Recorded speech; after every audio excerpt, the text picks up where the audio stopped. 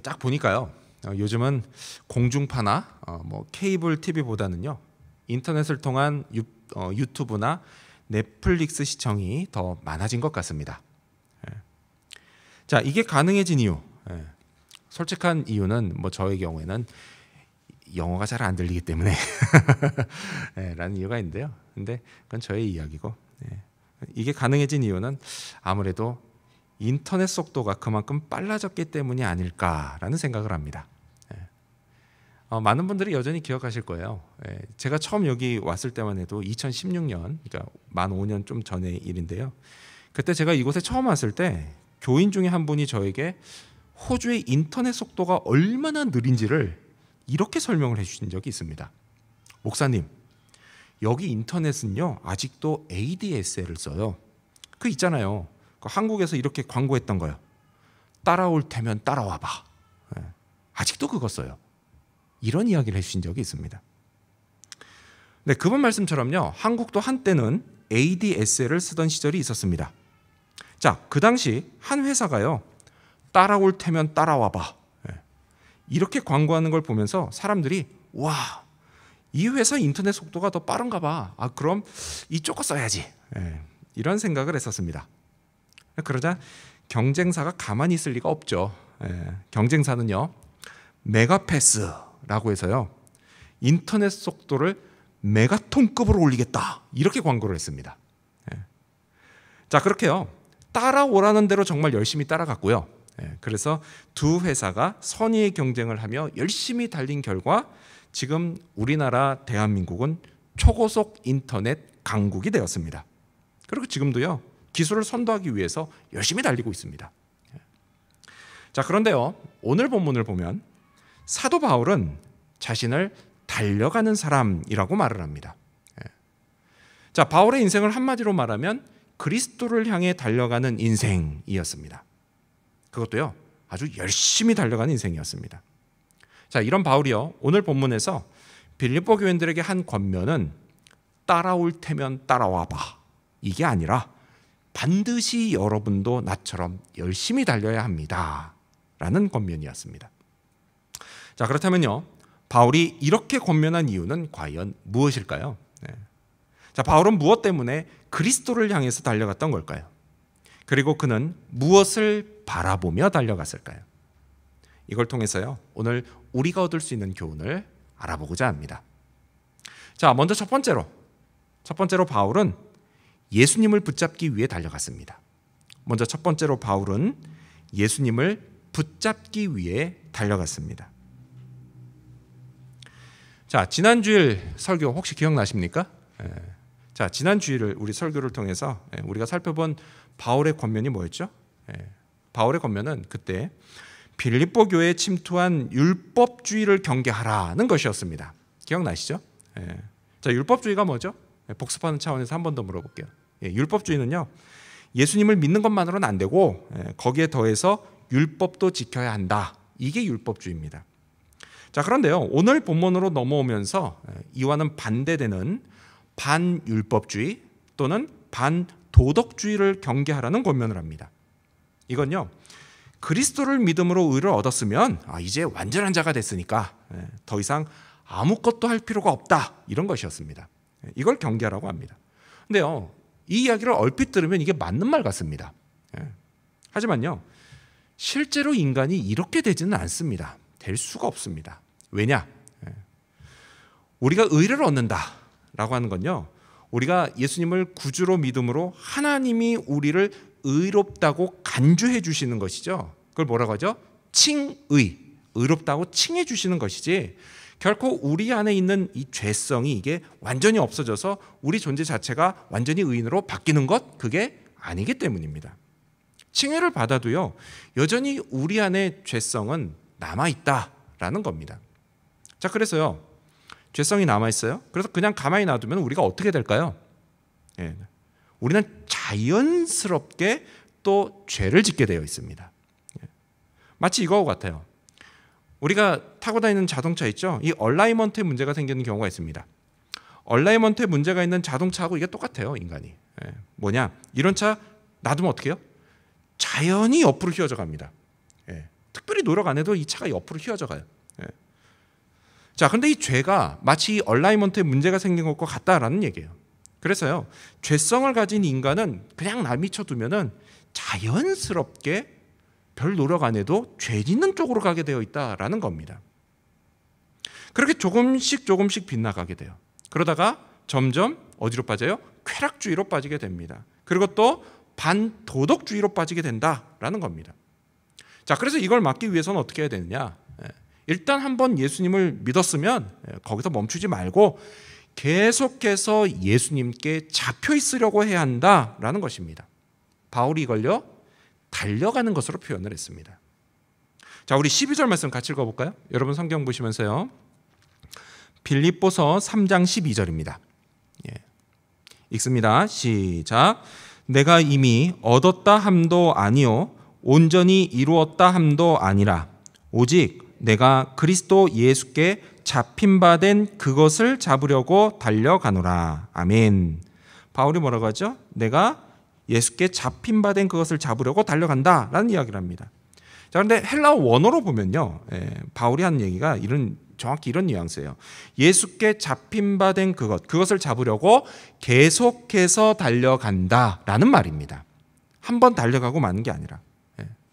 자, 이렇게 바울은요, 지금도 예수님께 잡혀 있지만 앞으로도 계속해서 예수님께 잡혀 있으려고 애쓴다라는 이야기를 합니다.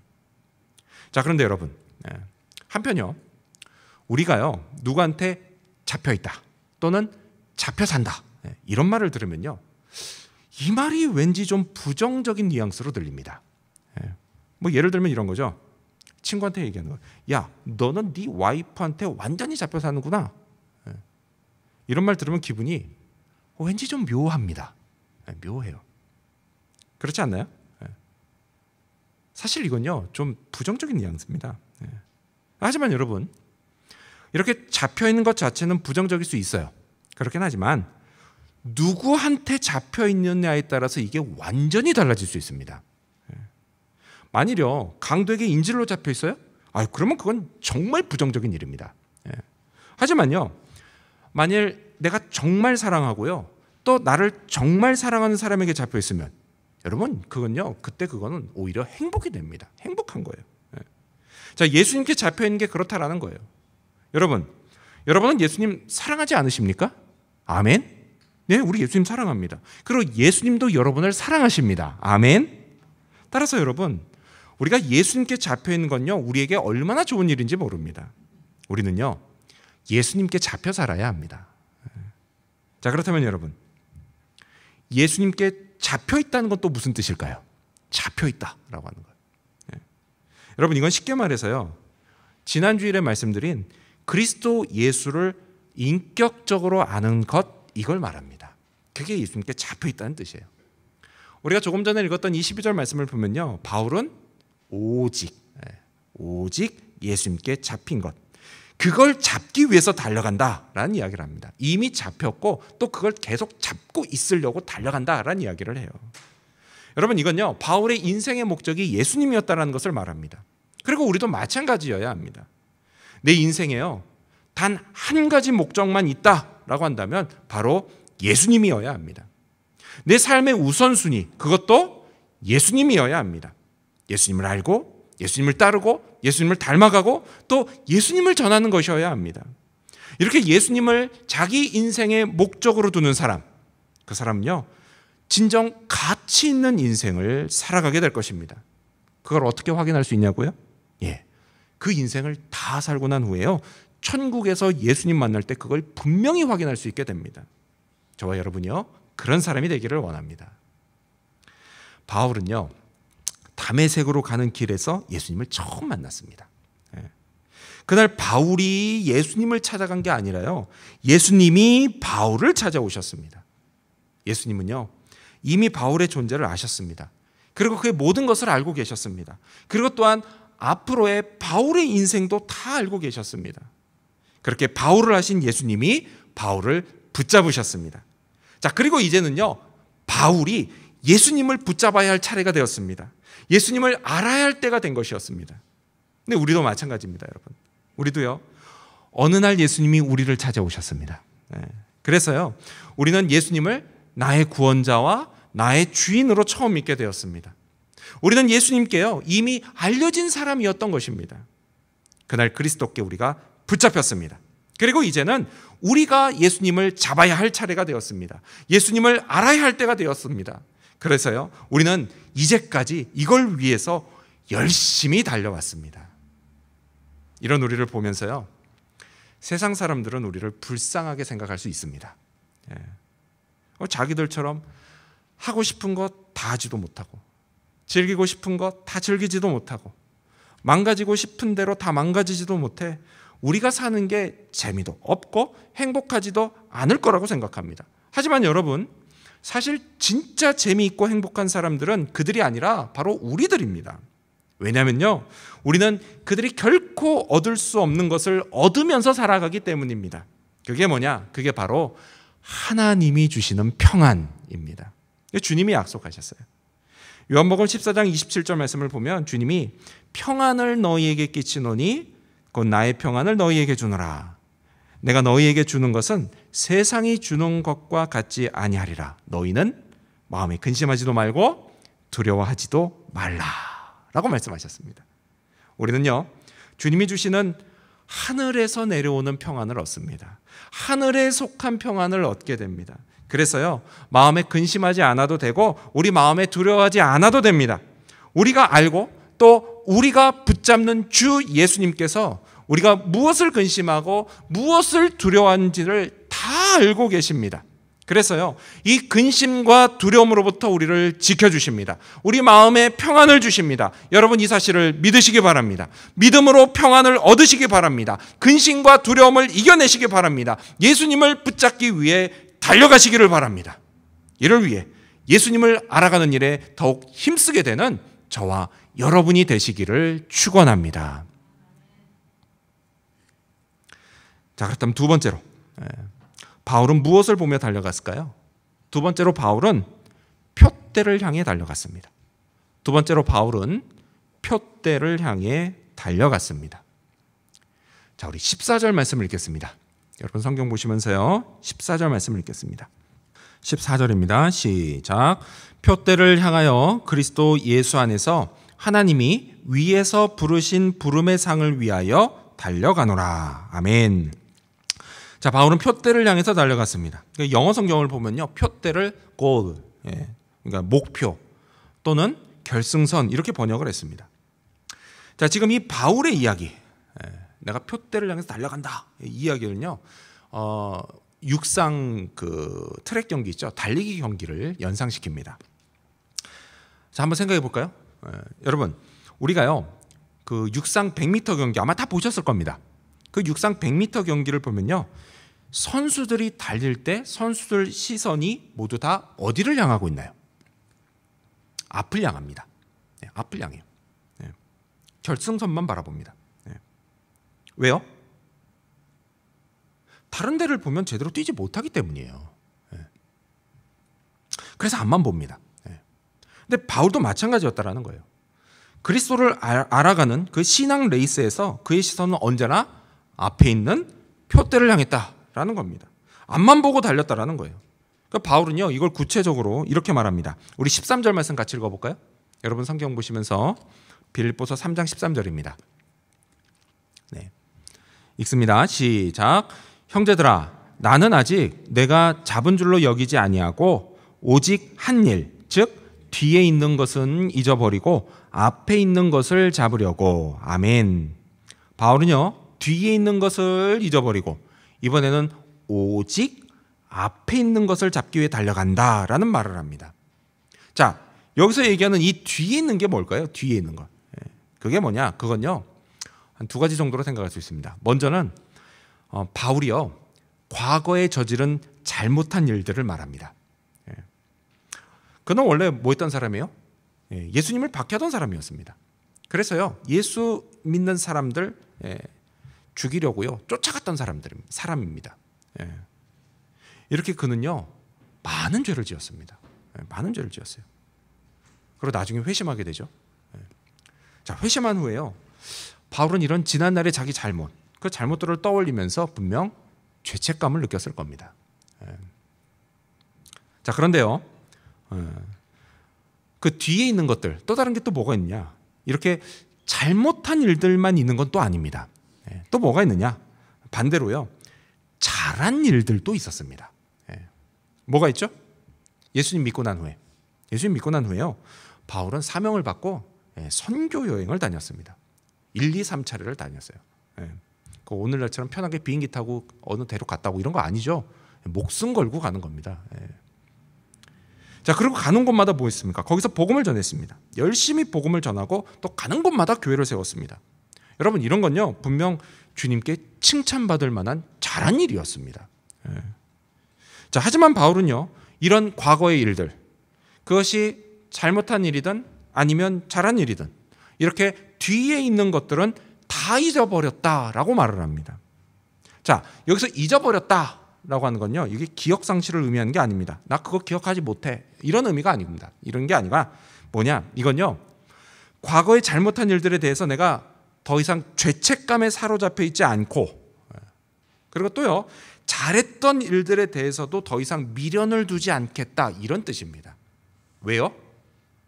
이런 죄책감과 미련은요, 표대를 향해서 앞으로 달려가라는 그 바울의 발목을 잡는 것들이었기 때문입니다. 여러분, 이건 우리도 마찬가지예요.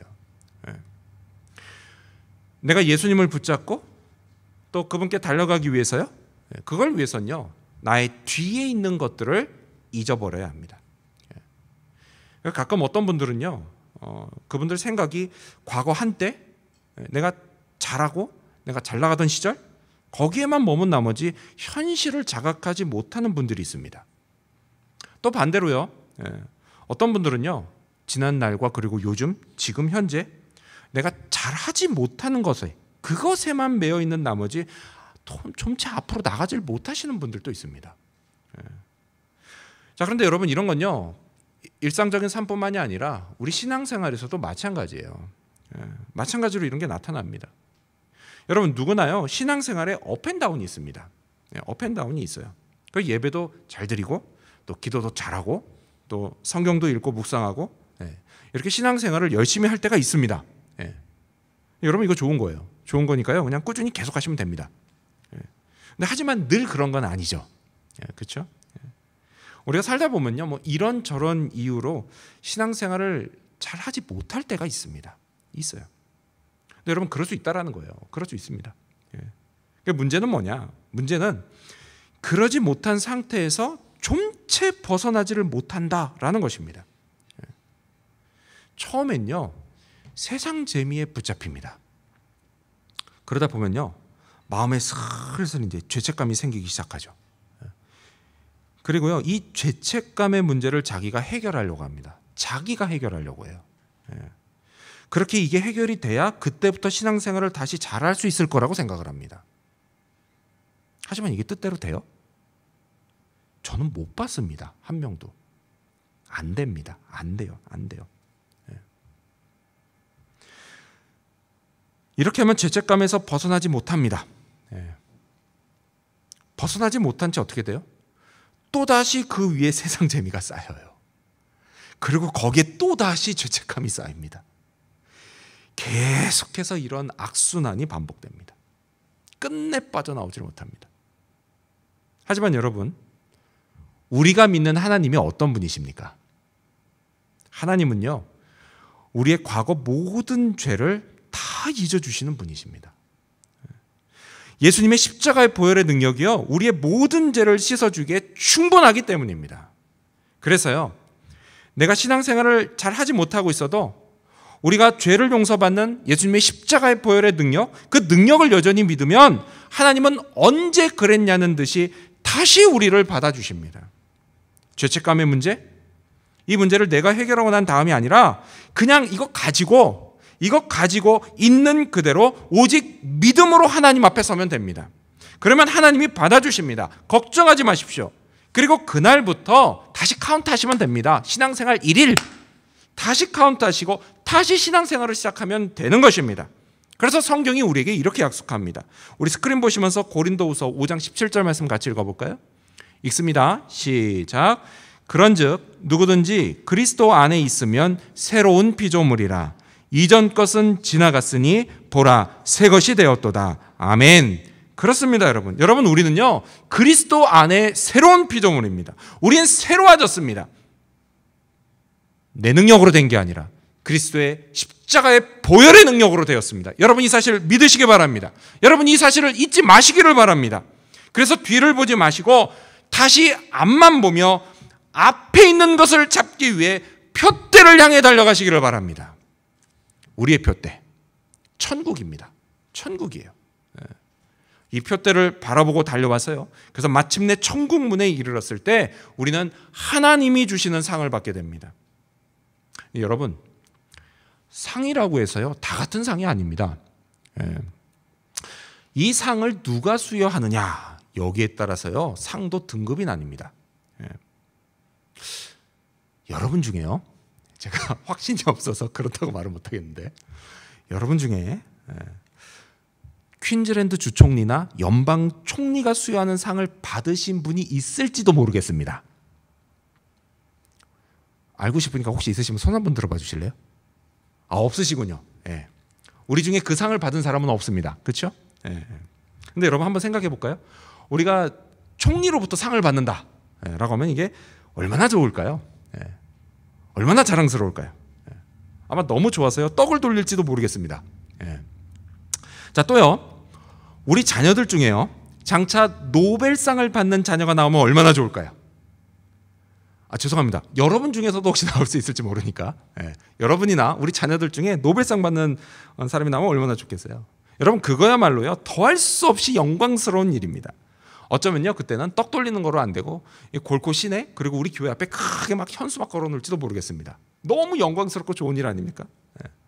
여러분, 이렇게요 총리상이나 아니면 노벨상도 영광스러운데 하나님이 수여하시는 하나님의 상을 받게 되면 그땐 얼마나 더 영광스럽고 좋겠습니까?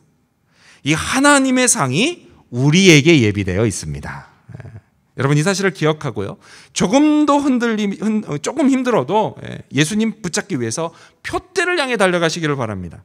여러분, 이렇게 사는 인생이야말로 우리에게 가장 가치 있는 인생이 됩니다. 여러분, 이건요 요즘 우리가 큐티하고 있는 출애굽기, 이 출애굽기에 나오는 모세도 마찬가지였습니다. 성경은요 모세의 인생을 한마디로 이렇게 말합니다.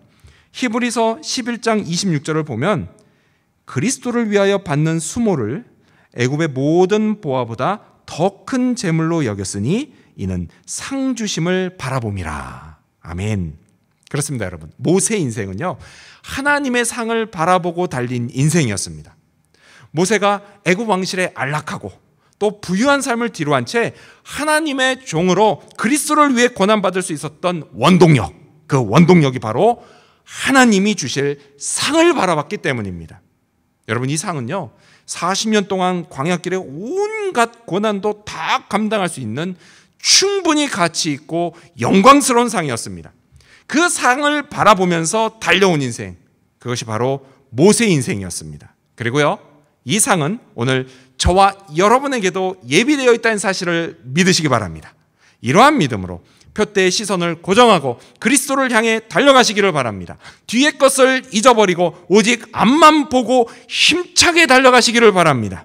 이를 통해서 마침내 하나님의 상을 모두 다 받게 되는 저와 여러분이 되시기를 축원합니다.